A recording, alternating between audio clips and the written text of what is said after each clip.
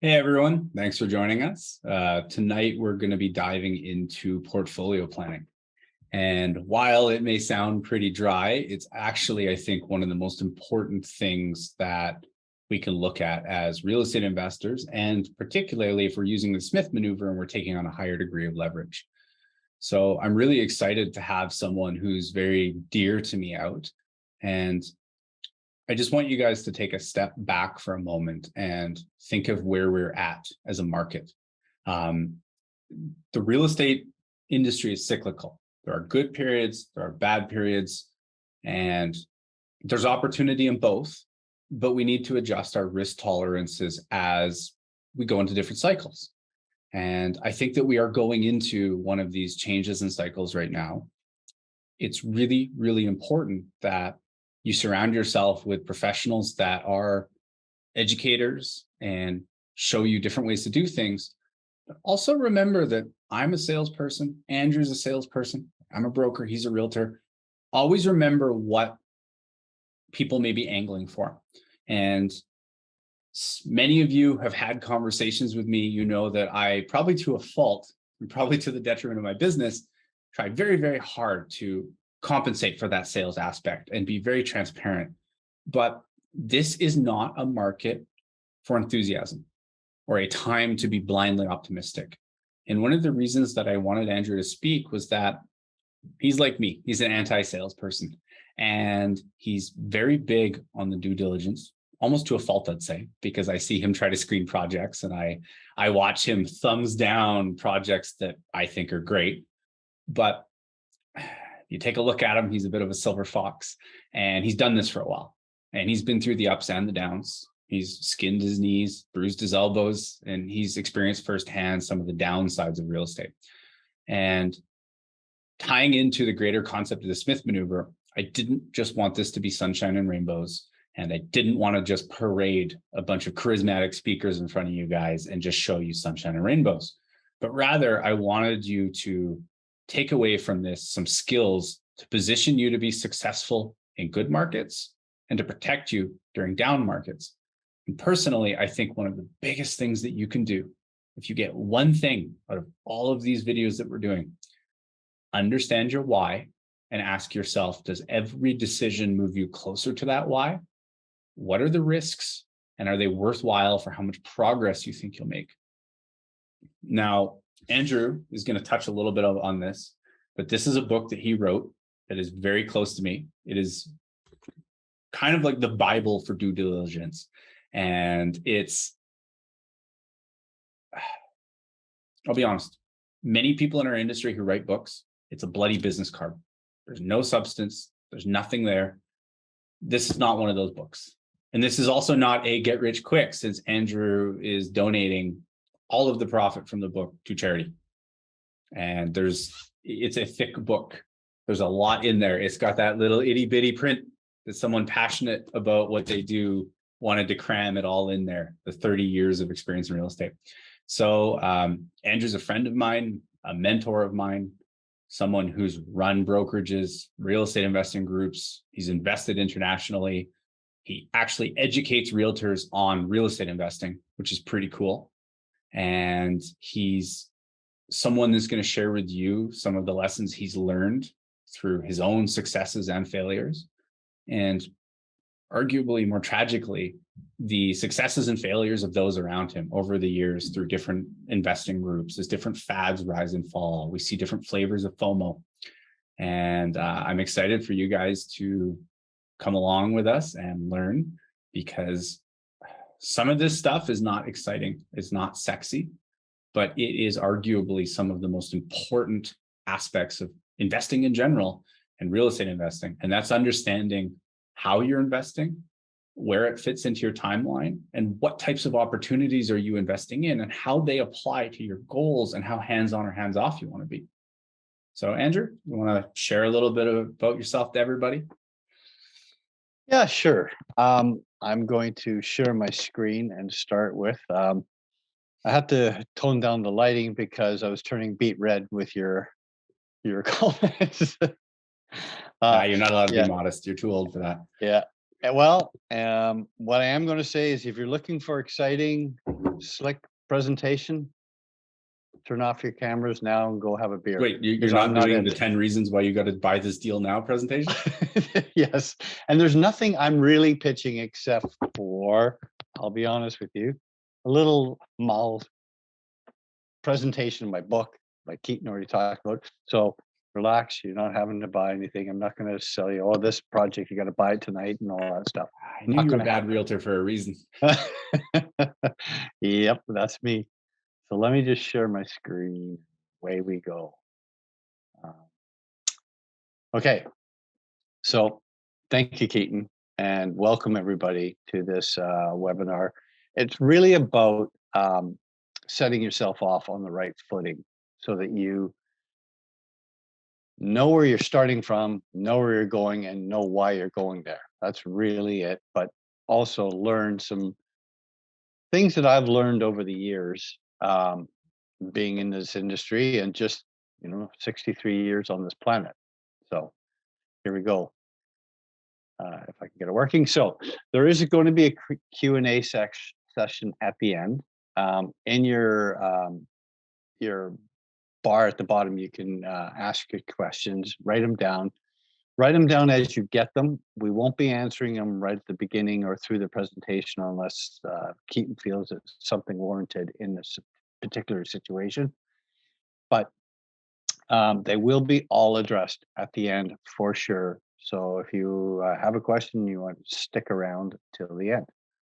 So I always start this off with a bit of an understanding around real estate. And this was taken from Franklin D. Roosevelt, saying real estate cannot be lost, stolen, nor can be carried away. Well, it can be if you get big enough crane.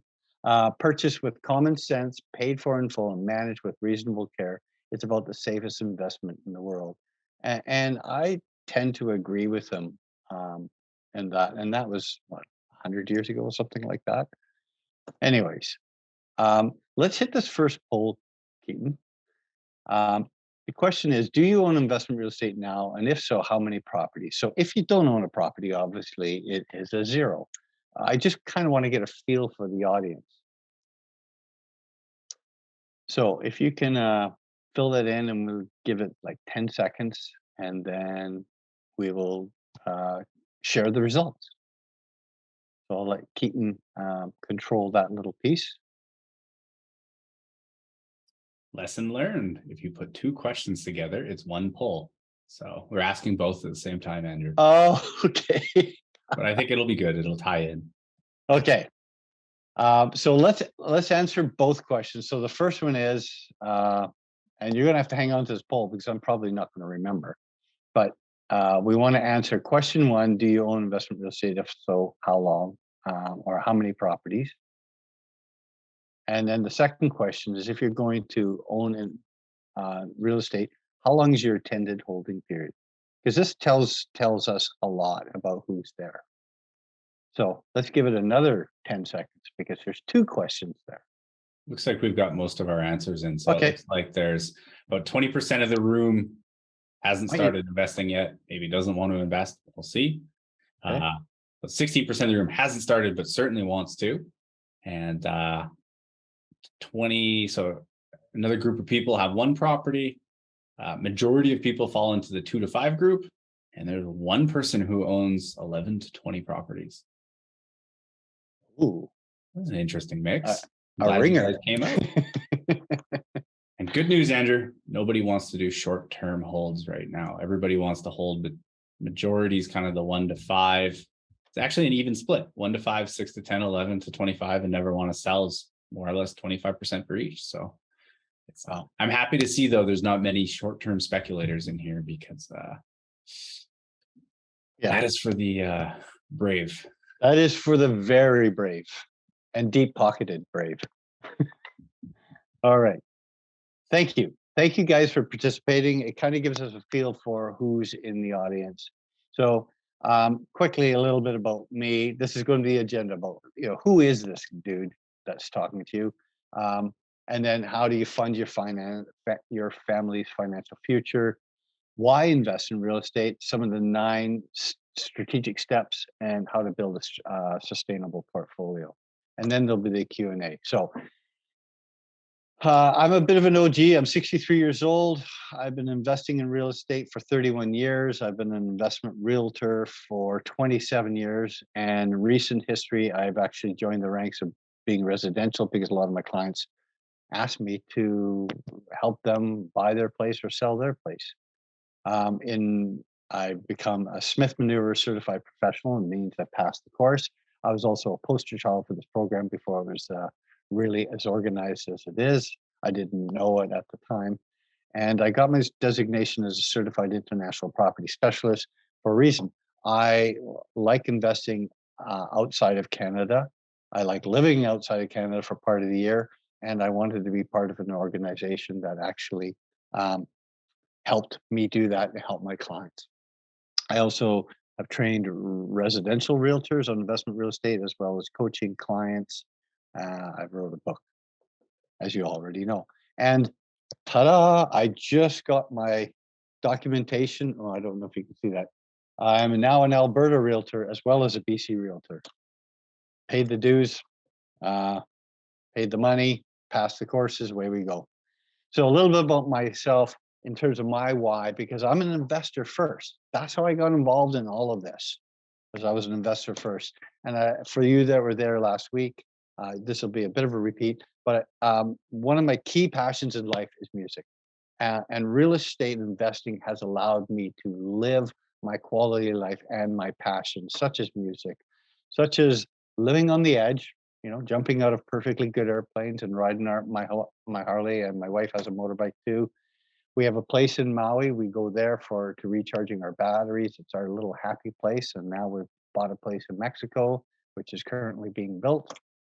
I like seeing the light bulb turn on other people, and if I can be that impetus, or at least a contributing factor to helping educate people so that they're making good decisions, I'm all for that. I get a charge out of seeing that happen.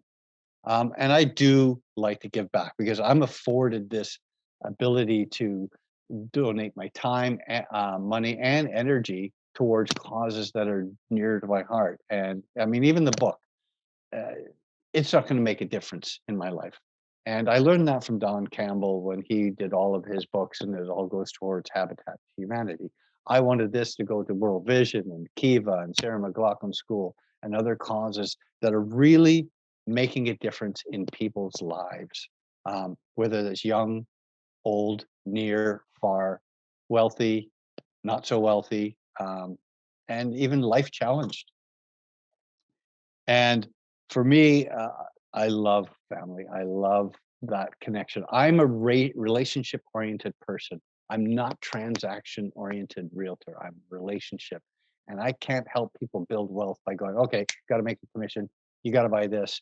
I actually have to get to know what you're trying to do and why you're trying to do it, so I can help build it over the course of time. Much like Keaton, we are relationship oriented people. It's not always necessarily the most lucrative to us in the short term, but it does provide a really good um, sense of our worth and our direction. Again, I have a mission to build security, value, and growth for my clients. Really, the key thing is to provide you peace of mind. And I look for properties that make sense for those clients based upon the client's situation. Um, I have a lot of affiliations, both in different industries and associations, as well as national and international. A little track record, and I'm only going to give you a couple. I could do 15, 20 pages of these things, but these are projects even done, years ago, 10, 15 years ago, and people have subsequently sold them. So I helped them get into properties in BC, Alberta, and all sorts of different provinces. And they were subsequently sold them on the rise in their market. Some did better than others, but you can see with an unleveraged return, they did very well. With a leverage return, putting 25% down, they did phenomenally well. And this doesn't even include any positive cash flow. And I'm going, oh, okay, that's great.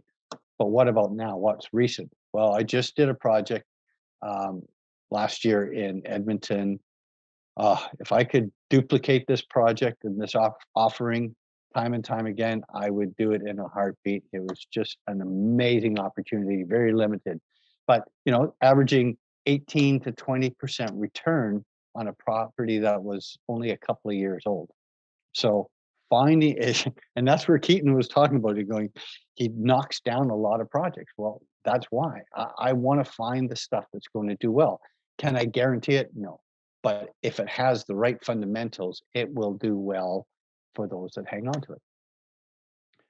I want my clients to invest with confidence, and they need to have that clarity, which is why Keaton talked about the why. I talk about the why. You have to know why you're investing. Full stop. You could say, "Oh, I want to have $5 million." Yeah, so what? So you're $5 million. Big deal. What is it doing for you in your life? Is it a legacy? Is it, we want to play in the best golf courses in the world? What is it that you want to do? You need to know that. It's a destination approach. So you've got to understand why you're investing. Most people generally want to invest to fund their retirement. Yes, they want to build cash flow, they want to retire early and all that, but it's typically they want to fund their retirement. So how long are you going to live? Well, in the 20s, it was about the average age was about 59. In the 90s, it was around 82 to 86. The males, 82, females 86. And 2022, we're 90 plus. There's a lot more centurions, I think they call them, living to well beyond 100 years old. Um, and you see it on the nightly news, and it's becoming more normal. So we have to look at this idea as if you're going to retire at the age of 60 or 65 or whatever, you need to fund that retirement years. Now, I gave you a picture of Cher and Kirk Douglas here because they were basically in those years. Um, they're wealthy. They don't have to worry about it. I could have easily substituted my dad, who passed at 99 and a half years old. But he was forced into retirement early at the age of 60.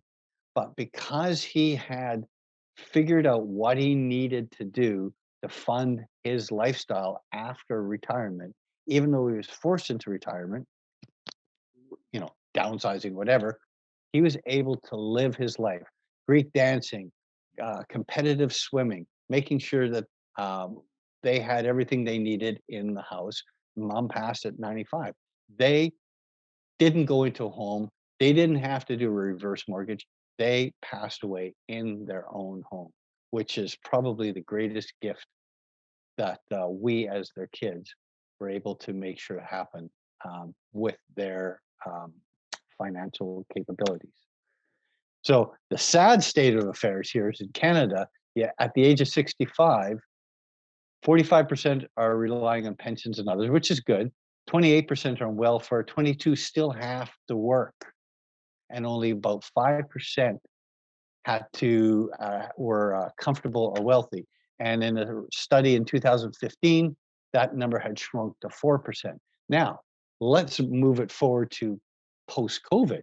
I bet you those numbers are even smaller because a lot of people had to spend their spending or their savings to fund their lifestyle if they weren't working. So it's a very interesting situation. And with the cost of living going up and housing going up, it's becoming even more important. And not everybody's ready for retirement. So you want to look at the slow and steady winning the race because most people or a lot of people don't have the funds to maintain the current lifestyle. Bank of Montreal study back a few years back, 60% of the people, Canadian people that were polled, didn't even have an RSP. Nothing. They might have had a little bit of TSFA, but not very much. 40% that did had an average contribution of about $3,800 towards their retirement. And 34% of the respondents were counting on the lottery for their retirement plan. That's sad and it's scary, but it's true. So if you have a retirement plan, you now have to look at the idea of inflation. It's even become more important right now. Longevity, what if you live longer than you've planned? And if you need an emergency fund, medical, for instance. We'll touch on that a little bit later.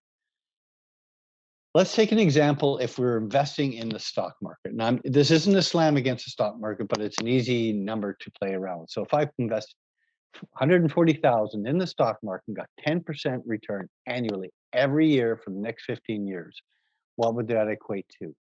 About $600,000. And if you were to start drawing down on that at the age of 60, and you're drawing down, let's say, $90,000 annually, because you're going to be paying income tax, et cetera, et cetera. So you have to draw down enough that you're going to be able to live off of it. How long would that last? 9 years. So if you're retiring at 60 or 65, at 69 or 74, you have to work again unless you find some other way of making that work. And I myself don't want to be that way. And what if the market's not generating 10% return, which we're seeing right now? The stock market is very volatile. It'll go up and down. So it's not really a guaranteed thing. And there is no guaranteed return at 10% because there's going to be risk with that. So what if there is a crisis? Let's say a medical crisis. You need to get a hip replacement or something like that, and you have to wait and you're in excruciating pain. Well, if you needed to pull a 200,000 and go to the US and get it done, just an example, where are you going to get that? If you pulled it out of your RSP, you're going to eat up half of that in taxes. So now you're stuck with 100,000, or you have to pull up 400,000 to get you 200. So where are you going to find that money?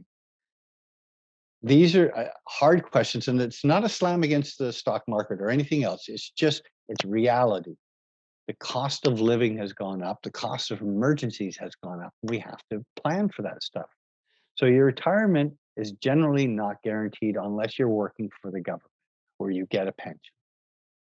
But if you're not a public worker and you don't have a pension plan, you're relying on yourself to do that or with the help of your financial planner. And that is really important. I'm not a financial advisor. I'm not here to give you financial advice. I'm just telling you what I've learned over the course of time, dealing with clients, dealing with family members, and my own personal experience. So the risks we're concerned with today in real estate are the same risks for every investment vehicle, but rising interest rates. Look what's happened in the last year, the number of interest rate increases. Inflation. Real estate does increase with inflation typically, but we have a situation where we're having operating, we have stagflation, where we're seeing pressure on the real estate market to flatten it. Plus, we're seeing all of our grocery bills, gas, everything going up, cost of everything going up due to inflation, due to supply chain issues, and all of it is affecting our ability to borrow against our income. We know the mortgage rules have become a lot more difficult. Values have gone skyrocketing, so a larger portion of our income has to go towards housing, but there's also a growing portion going towards just general cost of living. So it's really important. And there's concerns at the economy level at both local, provincial, national, and global with wars, supply chain issues, getting workers to actually work, things like that. It's a real concern for a lot of people. And this applies across the board. It's not just real estate. So based upon things that I've learned, the first thing I always look to do is make sure you build a proper foundation. And one of those is make sure you have funds available should you need them if you lose your work or something happens. You need to have at least a 90-day rainy day fund, because when it rains, it pours. And you may not have that ability if you're off of work or whatever. You still have bills to pay. You want to have that ability to borrow or take that money out. So you want to have safe investments. That's not the real estate portion at this point in time. That is going to be RSPs, TSFAs, you know, GICs, bonds, certain things where you can cash them in as you need them. Then you can get into real estate, which is a bit more of income or wealth building. So the first one is basically keep your boat afloat. Then you can start building upon it. Then you can get into the higher risk, higher return once you have those lower levels.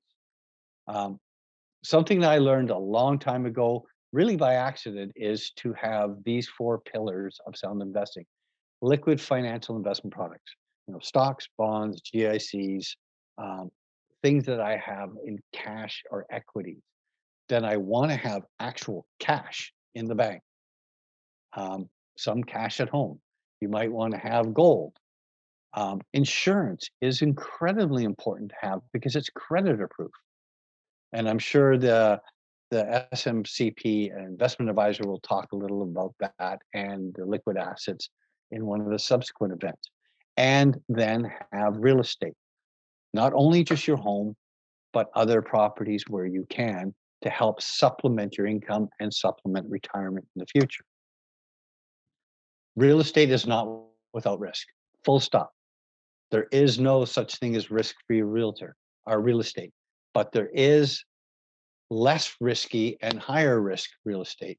Raw land is the most risky because you're putting money out, you're banking on either it changing use or that it's going to appreciate in value, but it's just you're sending money out, whether it's taxes or whatever, and buying the property with no income coming in.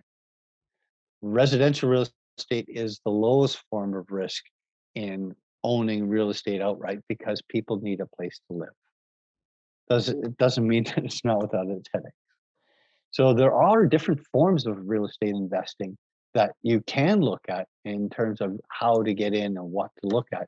There are rent-to-own strategies. There's fix and flip strategies, which are a little more speculative, and there's a certain time of in markets to do that. And there's times where you don't.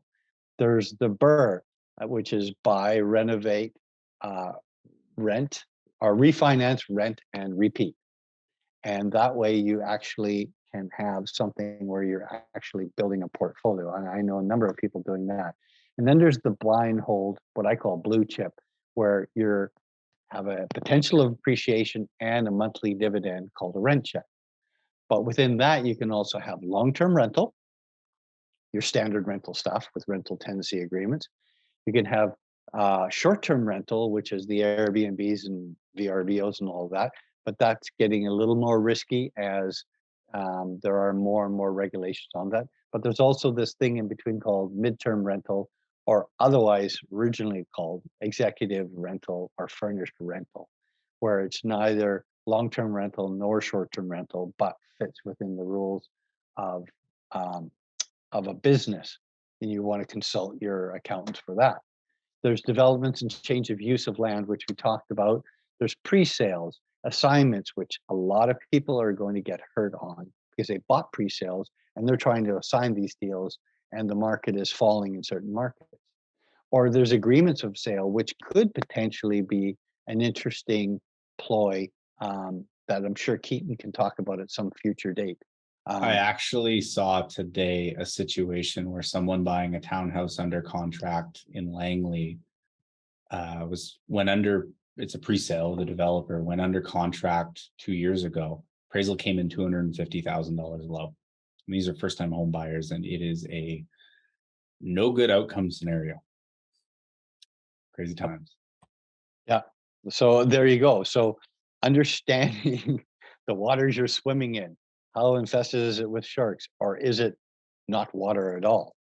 Right. So joint ventures, you can start to step back now a little bit where you're not necessarily being that person directly involved. You could be in a joint venture, you could be a money partner or a limited partner in some of these larger endeavors and syndications. Or you can buy more liquid versions like a real estate investment trusts or real estate exchange traded funds that are publicly traded so you can get in and out fairly quickly. Or you can get into the foreclosures, auctions, and tax lien and deed sales as well, which there's a lot of people doing that in the US. Or you can actually be the bank. You can get involved. with mortgage lending through mortgage investment corps, or short-term financing or direct lending to individuals. Again, you want to make sure that these things um, fit with what you're trying to accomplish in the timelines, and that the skill set that you have and the resources you have match. So what type of properties make the best investments? Well, they all make great investments for the right type of people. Multifamily obviously require a lot of knowledge and a lot of time, whereas furnished require a lot of time, a lot of knowledge as well, because it's more of an active business.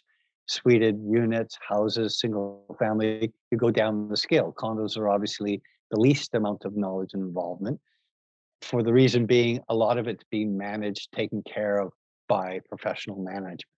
So, and it's a lower entry level. So why don't more people buy real estate? Fear of financial loss. And Keaton just talked about that. So the over exuberant people are now seeing the reality that a lot of people haven't had to deal with in the last 15, 20 years. But I saw it in the 90s. I saw it in the 80s. So um, I guess there's benefits of being an older person. I've seen some of these things, so I've always been a little more cautious, because I've seen what can happen from my parents. You have tenant problems, the tenants, termites, and toilets, as they call it.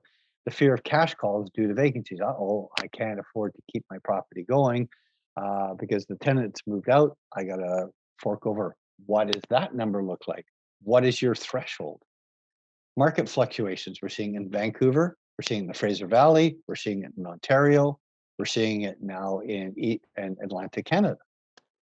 But they were all on fire before. So understanding the real estate cycle is really important, which I'll get into later. Trying to find good properties is challenging for sure, especially good properties at a fair price without having to get into bidding wars. Local market timing might not be right, and that happens more often than not. And that's one of the reasons I looked at diversification, which I'll talk about a little later, because every market has its upswings and its downswing, and you want to be able to buy on the upswing, not on the downswing. Repairs and maintenance are always a challenge, whether you don't have the resources, the skill sets, the time, the energy, the money, the connections, limited personal resources, and stocks are super easy. You can get in and get out, more liquid. So this is really an important thing, and it really hits home. The success of the investment has more to do with the investor than the property. Why? Because properties are properties. You could buy two properties in the same location, next door, same type of property, and one will do better than the other. Why? Not necessarily itself functioning, but for that investor, because they have different things. So I like this property and I'm holding it for 10 years and I'm expecting just a moderate income. Whereas somebody that's going, I'm going to flip this in the year, it didn't do well because the market wasn't there. So it has to do with the investor's expectations and plans around that property. And that's what I mean by that. So what are you trying to accomplish? And this is really important to understand, what is your end goal, or what are the goals within your investing career? What are you trying to do? Is it fast equity, fix and flip? Are you saying, oh, I'm just going to build it up and then let the tenant pay it off and I'm going to have cash flow at the end? Or am I trying to build up a legacy for my families? Or I'm going to quit my job and become a real estate investor full time, going to do joint ventures and all this? You've got to figure it out. Are you interested in buying a whole building and renting out the other offices, and maybe you've got your little storefront or your little office yourself? Strata title offices are a very interesting endeavor, and they're very lucrative. Are you just trying to park your money in a safe haven? Or resorts, like myself? I do actually like resorts. I'm very cautious about them for a number of different reasons, especially now with climate change. But it is a want of people. It's not a need, it's a want. And I use the resort investing for my lifestyle investing because I'm at that age now where I'm looking to spend part of my year not here, especially those cold, rainy months. So, what style of investor are you? Are you active? I like to do it all. I wanted to do all the research. I want to do all the fixing up and on it. Or are you more passive? I got a job. I don't want to buy another job. Or are you a speculator, meaning that short term, which we found out there were some people that wanted to buy properties and turn around and sell them within 5 years. There are risks that come with that, and there are risks for the longer term too. More repairs, more things like that. So there's no right or wrong answer to any of these. It's what is right for you. And that's really, really important. And it gets back to that whole why. Who are you? What are you trying to do with this at the end of the day?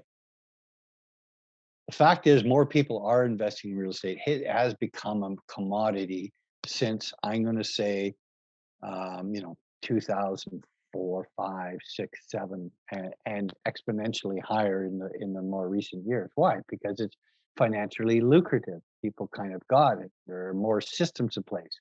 The internet's gotten better to be able to find information. So, and these are some of the key reasons why the 7 profit centers. It's got cash flow. It Your principal is being paid down. So that's a profit center. You're gaining equity. There's appreciation. The values are going up, and you can actually force appreciation by improving the property.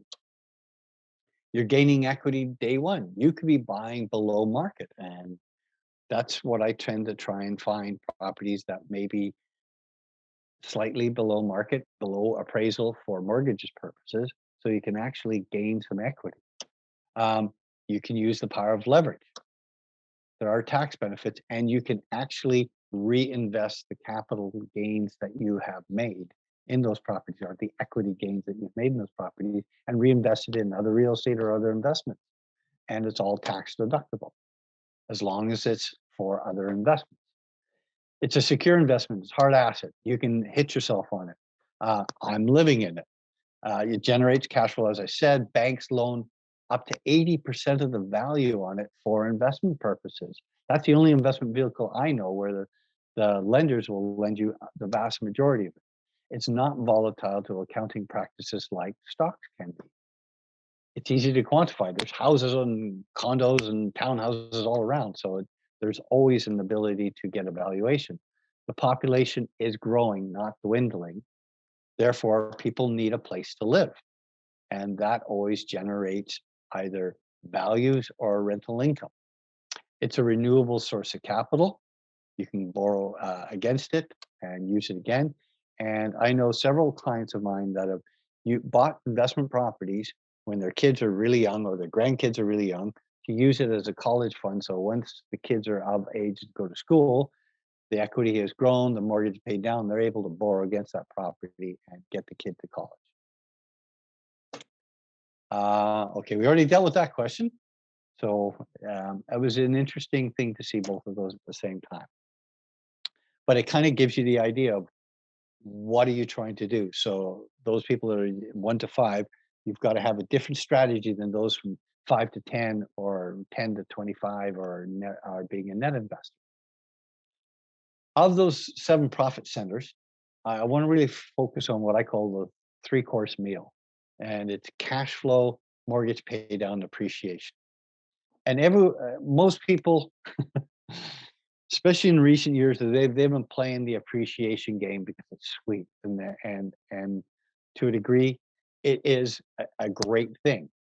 But you need cash flow and you need the mortgage pay down. You need that sustainability. And the reason cash flow is an appetizer is because there's very little of it at the beginning while you're paying down the mortgage. But the real meat and potatoes is, and sorry for the vegetarians out there, but it is the main thing, is it is a solid piece to your real estate investing that most people overlook. Your mortgage is being paid down year after year after year. And that's what helps create the sustainability because your tenant's paying it off. For you to create that wealth, If you don't have the ability to hold on to that property, it doesn't matter if the property is appreciating. If you have to sell, you have to sell, whether the property is appreciated or not. And so again, understanding that aspect is really incredibly important. And I'm going to play it out here in this slide to kind of give you the basics. So let's say you bought a $200,000 property, and you can do that. You can buy them in Alberta and provinces outside of BC and Ontario. But you put 50% down. So you're putting 25% down. And if we were just to go with what is the average rate of inflation pre this craziness that we have right now, it was estimated around 2 to 3% per annum. So if that property only kept pace with rate of inflation of 3%, that property goes from 200,000 to 418,000. But your mortgage has been paid off in that 25 years. So in actual fact, your $50,000 has grown to $418,000 by the virtue of your mortgage being paid off and the capital appreciation. But here's the kicker. If you're wrong and that property doesn't appreciate one penny throughout the 25 years and just stays at the same value, just by the mortgage being paid off, your 50,000 has grown to 200,000 if you're wrong. So that's a pretty good rate of return. That's about a 6% return on your investment being wrong. And then we have to play on the rental side, because there's also who's paying off your mortgage. So let's say on this $200,000 property, the rent is $1,200, significantly lower than what we're seeing these days. But anyways, let's just roll with that. If that rent increases just at 3% per annum, keeping pace with inflation, it grows to about $2,512 based upon compounding. And that's great. Yeehaw, I'm getting 2,500. But yes, your mortgage is paid off, but you still have operating expenses. You still have property taxes. You still have repairs and maintenance. You still, if you're in a condo, you still have condo fees or strata fees. So you got to knock off about 40% of that 2,500, and you're left with about 1,500 bucks in a single property. Now, depending on the jurisdiction and where you're investing, you may be able to see much higher rent increases than 3%. Or if you're in BC, much lower for this current period of time. So understanding how you're going to get there and who's going to help you, i.e. your tenants, is very important as well. Let's roll that into a portfolio, because I'm going, one property is not going to create wealth. It's not even going to create a sustainable income, but maybe 5 will. As we saw, some people already invested in owning 5 properties or more. So take the same 50,000, but you're buying 5 properties. So you're buying $1 million worth of real estate. You're putting down $250,000 using the exact same scenario. Your 250,000 would grow to about 2.1 million, and a net monthly income after taking off that 40% is about $6,000 a month. And that's assuming you've made no positive cash flow the entire 25 years. So that's the power of what real estate can do, because people need a place to live. You've got compounding, you've got leverage, you've got all sorts of things working in your favor. And that's where I'm going to take our next 9 strategic steps for successful real estate investing. Keaton, you got any words of wisdom in this little section here, or I'm going to move on? All right. No, I think it's just important that people take a methodical approach at how they build a real estate portfolio. And biggest mistake I see is people buy stuff because it catches their eye. And I always use the example of someone who's looking to build long-term passive income and spends a year's worth of time and energy doing a flip to make 20 grand after tax, which doesn't move them towards their goal at all. You're right.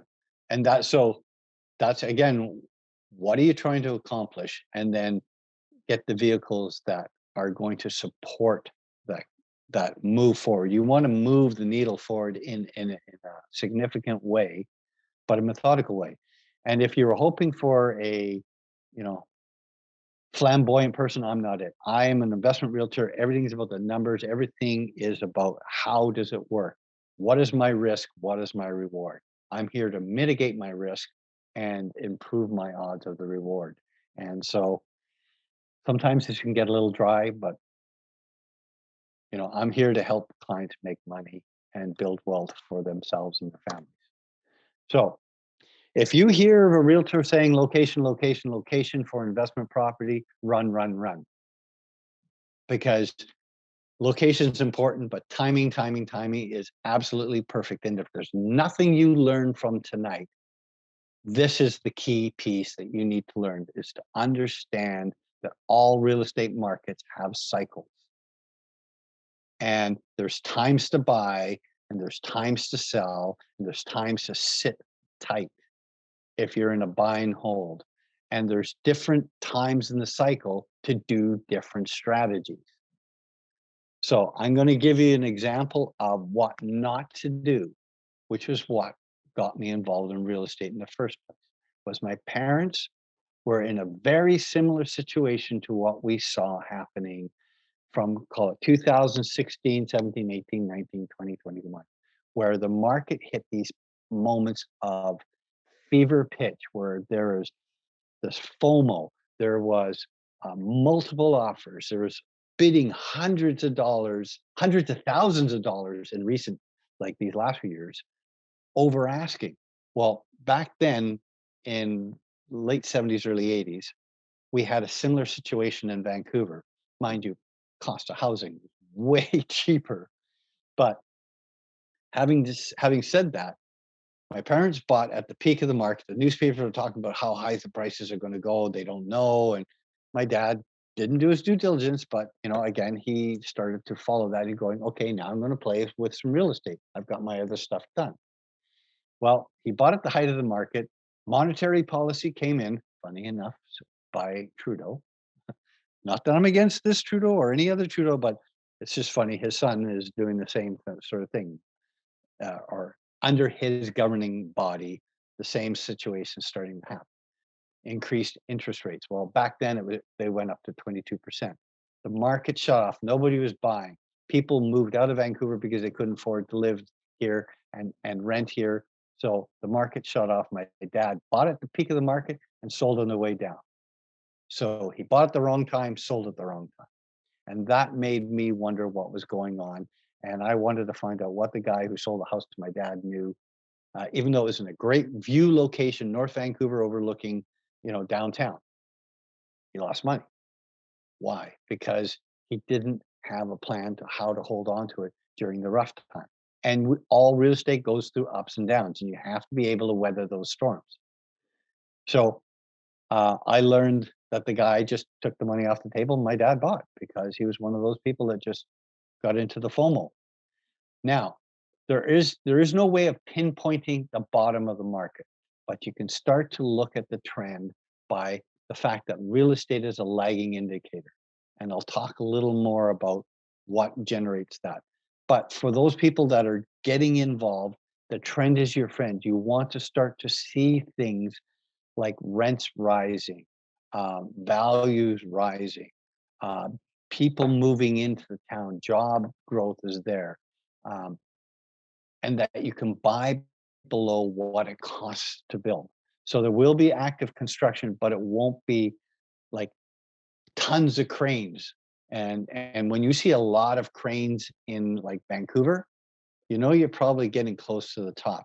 When you see lineups for pre-sales, you're getting close to the top of that market, and you want to be cautious. It has to be smart investing. Otherwise, you can get burned like my parents did. I tend to look a little more um, towards the recessionary, like coming out of the slump, because I'm looking for specific things. And it can be more competitive, more lucrative, because it's less competitive. There's less people trying to buy.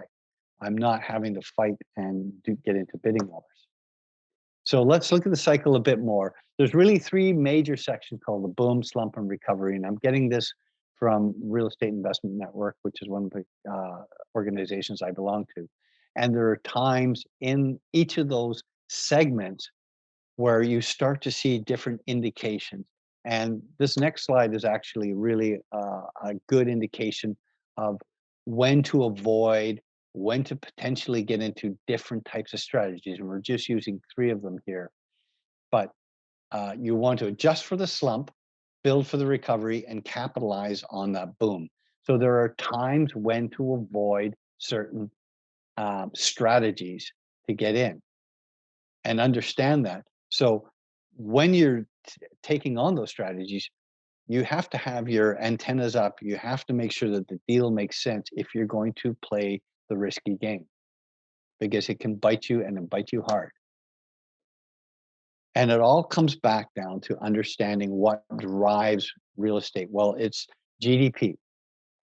And what is GDP? Well, gross domestic product, blah, blah, blah. Who cares? What does that mean? It's big money coming into town, into the location, whether it's private, public, or both coming in, building major infrastructure, pipelines, dams, ports, uh, uh, um, LRTs, things like that, that are going to change how that neighborhood, that town is going to um, operate, or how it's going to change. Because with the big money means that there's jobs.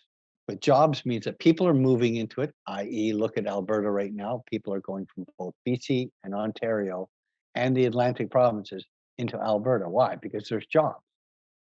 There's economic growth going on there. And with those jobs, they're not stable enough, because the mortgage rules, you're not going to be able to necessarily be able to get a mortgage. So they're going to rent. So what do? They start renting. They find the places that they like to rent, neighborhoods. They may even keep their family back home where they already own. But eventually, their job is going to stabilize where they can actually get a mortgage. And then you start to see the properties increase and the demand increase. And can take up to 24 months. But it's really important to understand that the real estate happens after the job growth, because if people moving into town, you're going to have increased demand for real estate. And if they can't build it at a profit, they're less likely to build it. But in the same token, it can happen in reverse. So when big money leaves or jobs start decreasing, people move away, you'll have the opposite happen.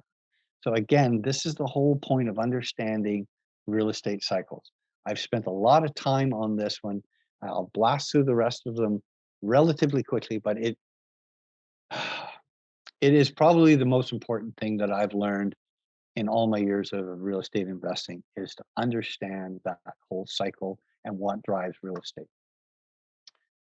Then you can get into this location, because there are different things that are going to bring people there, whether it's jobs like we're seeing in Alberta, whether it's quality of life like we're seeing in the Okanagan, Vancouver Island, PEI.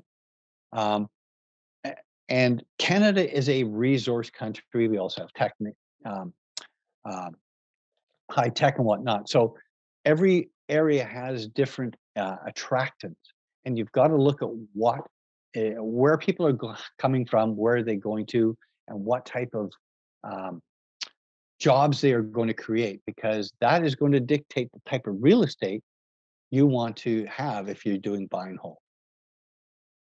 Um, you got to be careful that you're not buying stuff because it's cheap, because cheap isn't always necessarily going to generate you the best return on your investment. You're better off sometimes waiting. The other thing that I learned over the years is to geographically diversify. We hear about that from financial advisors all the time. Don't put all your eggs in one basket. And because different cities have different real estate cycles, you don't want to have all your real estate in one cycle unless you know exactly what you're doing and you're going to laser focus on that. I tend to want to be a bit more risk averse, and so I geographically diversified. I own from Vancouver Island to PEI, and at the different times in those cycles, and I was able to hold on to properties, and when it was time to sell them, I sold at a profit every single time. That's because I paid attention to the cycles and when I got in. And again, I'm not saying I'm doing it right. I mean, some I didn't make great profit. And funny enough, after I sold, prices took off like a banshee because everybody went there, like in the Atlantic provinces. But I was happy to get out because I didn't find that what I was seeing, what I was hoping to happen, didn't happen. So really important to diversify so you buy in the right place at the right time for the right price. So let's say we've decided we're buying in this particular province, location, city. Then you want to narrow it down because there are great places in the city to have, and there's some less desirable places. And yes, you can get value. And again, if the place is gentrifying towards good, or if there's an LRT coming in and things like that, that might be a good time to buy in those less than desirable places. But if you're buying it because it's cheap, you want to look at that tenant mix, you want to look at the crime, you want to look at a lot of different aspects to ensure that you're not buying somebody else's problem. So understanding the dynamics of that neighborhood, what is actually going on is really important. And then you can narrow it down to the type of, condo, house, townhouse, a multifamily unit. What are you buying? And what is your exit strategy? No matter what, you've got to look at, if I have to sell or if I'm going to get out, can I sell it? And who am I going to sell it to? And that's where a lot of people have made mistakes in buying investment real estate. They're buying stuff that's not actually going to sell to owner occupier. They're going to buy and hopefully sell to investor. Well, that's only one segment of the market. So I tend to look for stuff that will sell to owner occupiers, not just investors. And you don't want to be buying somebody else's problems, meaning you want to have the properties professionally inspected to make sure that they have all the right pieces. If it's multifamily, like condos or something, there's reserve fund studies or depreciation reports. There's usually engineering reports or mechanical reports. There's stuff that you should be able to get your hands on to make sure that you're not buying somebody else's problem. Leverage, utilizing the power of leverage. Most of us understand how leverage works. It can work for you or work against you. And we're seeing that happening now for people that over leverage themselves to use a line of credit to buy this, that, and the other, hoping that it was always going to go up. And real estate doesn't always go up. It's going to have its downturns. And we're seeing that right now. And there are some people that are going to be underwater. They're seeing their mortgages now hit their trigger points and they now have an issue with cash flow. So leverageability makes real estate the greatest investment of all time. But I'm going to add in when used wisely and build in a rainy day fund because it happens. Real estate also has this wonderful thing called compounding. All year growth happens. So if you have a $100,000 property growing 5%, next year it's worth 5%. So it's worth 105,000. Then that 105,000, if it grows another 5%, is worth 5% on 105,000. So it starts to get an exponential growth, and that is really a wonderful thing to have. And most vehicles can have that exponential growth or that compounded growth, but real estate definitely has it. And when combined with the leverage, it can actually give you massive returns. Number 7, get somebody else to pay off your mortgage for you. That other leverage, they're called your tenants. And this is the only time I'll use the word tenants because I use a different word called residents. I'm a rental housing provider and I provide housing to residents. And for that, they pay me rent. I don't like my residents to be treated as a rent check. I was treated as a rent check when I was just starting out. And I acted like a rent check. Sorry to say. Tenants are your golden goose laying your golden eggs, your monthly golden eggs, call your rent. And they don't participate in your capital appreciation. You have a nest. You want them to stay there and take care of the nest and not smash the nest. So you want to treat them well. And you want to know that they're appreciated.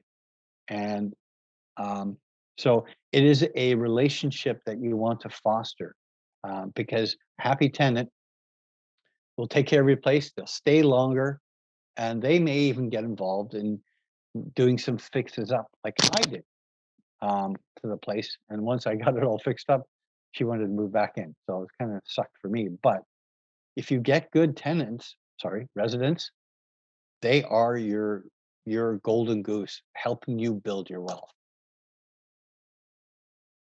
My pet peeve, property management. I'm licensed as a property management and I will never do it. It is a thankless job, but I believe in hiring professional local property management, not mom and pop. They might be cheaper, they might be enthusiastic, but they won't necessarily have the infrastructure. I don't want to use national management because I don't want to be a pin on their giant map. We want to have professional local property management that have a reputation and skin in the game in the local market because they're going to take care of the repairs, maintenance, advertising, tenants, termites, and toilets, and all of that stuff. They have the infrastructure to be able to provide you monthly financial statements. And if they don't, go find another manager because that should be something they do every month, not quarterly or anything like that.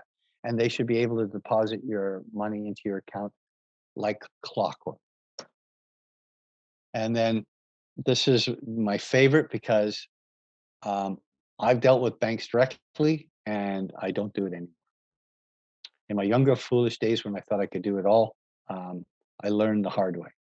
I believe in finding a good professional investment mortgage broker like Keaton, like some of the SMCPs that are here, because they understand what you're trying to do. You're not just buying a house. You're not just buying a condo. You're buying an investment, and they will, or Keaton will for sure, work on your behalf based upon what it is you're trying to accomplish. Not just this property, but your overall goal. And based upon what you've already got going, they're going to be able to help structure the deal for you and go to the right lender to get you the right terms, conditions, and rates to suit where you're trying to go. And they typically champion the deal start to finish. You're not going to be in an assembly line. If you're getting into an assembly line, I'd walk away from that entity as well.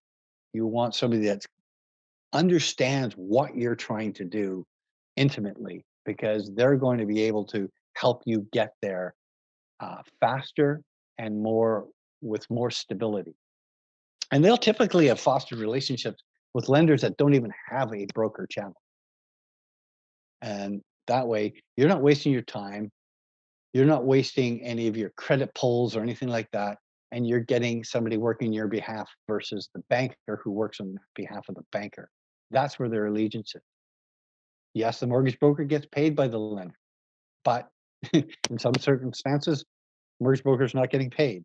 Um, and they may do it something differently. But I'm telling you, you want to use a investment mortgage broker, not just a residential. I'm going to get off my soapbox now because I've seen the difference, and I've seen the difference in my clients' situations that have not listened to me. So, what style of investor are you? Again, I'm going to repeat that because it's that important. You have to decide who you are. You understand your outcome. What is your timeline? What is your risk tolerances? What resources do you have? What are you good at? What are you not good at? What do you want to do? What don't you want to do? Educate yourself. Read, listen, watch. Get a mentor. Find out groups that have like-minded people, not just I want to pitch this product, I want to pitch that product, but where you're learning together and you're able to exchange ideas. That is the types of groups you want to be in so that you're absolutely able to get good value.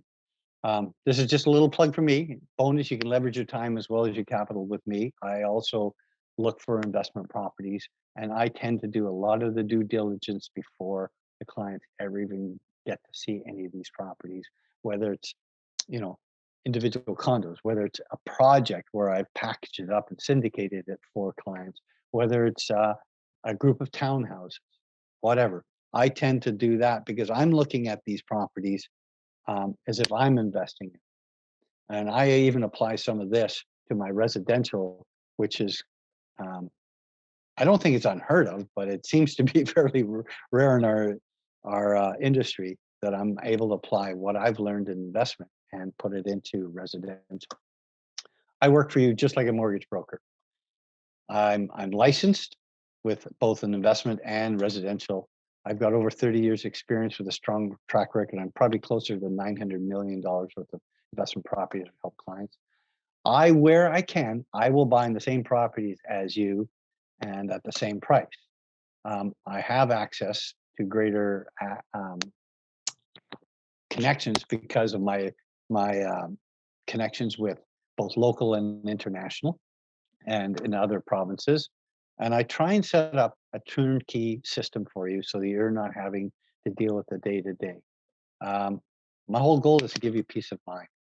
And for any project that I do, I always create these binders. I highly recommend if you own investment properties, create a binder, put everything in that binder so you're not having to have shoebox full of this, that, and the other and trying to find it. It's an organized system. Your accountant will absolutely love you for it because you will have everything in one spot. So if he's looking for things, you're not wasting time. Your job is usually to put those things in a binder. It's not that difficult. I can help coach you on that too. My whole goal is to help you build a virtual apartment building system. Building, in other words, in a portfolio. So to save you time, stress, energy, and money. And how I work, and this again, I'm not trying to pitch myself. I'm just trying to let you know how I work. I'm methodical.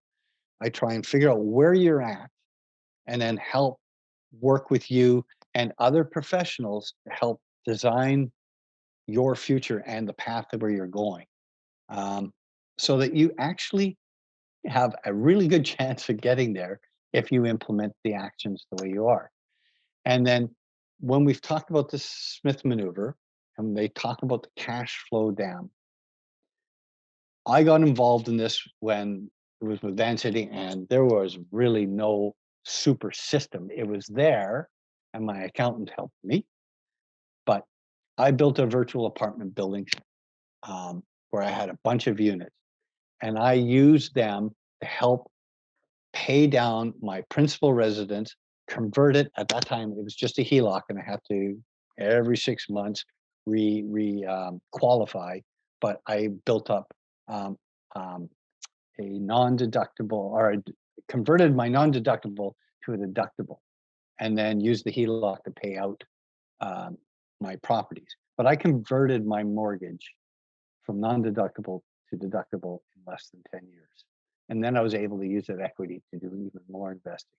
And you can do that with your virtual apartment building, is what I call it, or your portfolio, which most people call it, to help convert that process. But you'd have to, again, consult with your mortgage broker and your lenders to make sure that it makes sense to pay down maybe even faster than what the prepaid penalties are, because it could cost you $250 for a prepaid penalty, but you're paying down your mortgage by $15,000. Well, that's a small price to pay. Anyways, it does work because it worked for me. And now with this Smith maneuver system, it's a lot easier to track and be done. And the goal here is to create equity and income that you may never outlive.